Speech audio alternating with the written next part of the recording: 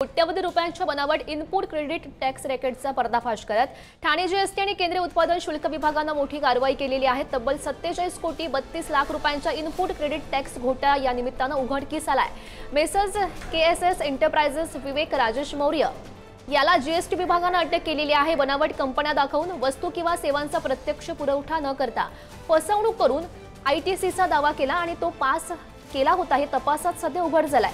विवेक मौर्य याच्याकडून bank passbook, chequebook, अनेक mobile phone आणि अनेक फसव्या कंपन्यांशी संबंधित कागदपत्र असे गुन्हेगारी पुरावे जप्त केले गेलेले आहेत। तर आधुनिक तंत्रज्ञानाचा वापर करून आरोपी विवेक मौर्य याने ही शासनाची फसवणूक केली अशी माहिती सध्या समोर येते आहे।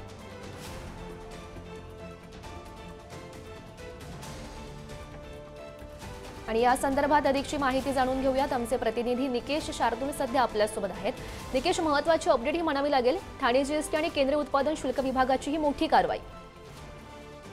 नक्कीच बनावट इनपुट क्रेडिट टॅक्सच्या आधारे 47 कोटी 32 लाख रुपयांची फसवणूक करणाऱ्या ठाण्यातील एका व्यापाऱ्याला अटक करण्यात आलेली आहे।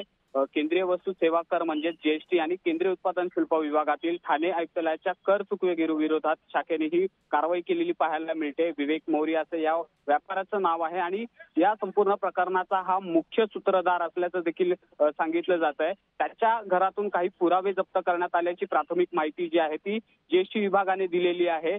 या संपूर्ण प्रकरणाचा जेव्हा तपास झाला तेव्हा या तपासामध्ये मेमर्स केएसएम एंटरप्राइजेस ज्याचे तो संचालन करतो विवेक मौर्य, त्यांनी कोणतीही वस्तू किंवा सेवा पुरवठा न करता खोटे आयटीसी दाखवून ते पुढे मंजूर केलेले आहेत। तांत्रिक आणि अत्याधुनिक विधा विश्लेषणाच्या आधारे हे प्रकरण जे आहे ते खरं तर उघडकीस आलेलं आहे।